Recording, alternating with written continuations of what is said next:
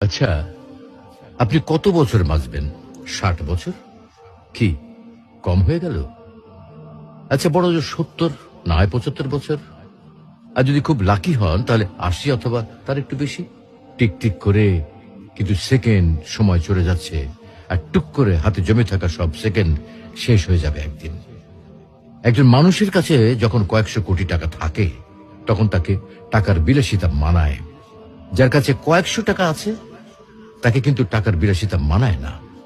আপনার আয়ু যদি কয়েক হাজার বছর হতো, তাহলেই সময়ের বিলাসিতা আপনাকে মানাতো। এত অল্প আয়ুতে মন খারাপ, কষ্ট, পচা ব্যাপার স্যাপার গুলোতে সময় নষ্ট সুযোগ করি। তার চেয়ে বরং ফ্যামিলিকে সময় দিন, ভালো বই পড়ুন, টুক করে বেরিয়ে আসুন চমৎকার কোন জায়গা থেকে। রাত জেগে আকাশ দেখুন, ভোরের সূর্যোদয় দেখুন, সন্ধ্যায় পাখিরা কিভাবে ঘরে ফেরে সেটা দেখুন, নদীর ঢেউ অনুভব করুন। একটু ভাবুন, আজকের এই দিনটা যদি আপনার অথবা আমার শেষ দিন হয়, তাহলে আপনার আমার পরিবারের কালকে কি হবে? অবশ্যই আল্লাহ দেখবেন, কিন্তু এই পরিবার আর নিজের জন্য যে এত সময় নষ্ট করছি, তার কি হবে? তো আসুন, আমরা নিজ ধর্ম পালনের মাধ্যমে সৃষ্টিকর্তাকে রাজি ও খুশি করি। হয়তোবা আজকের দিনটাতে সফল না হলেও পরকালীন জীবন সফল হতে পারে।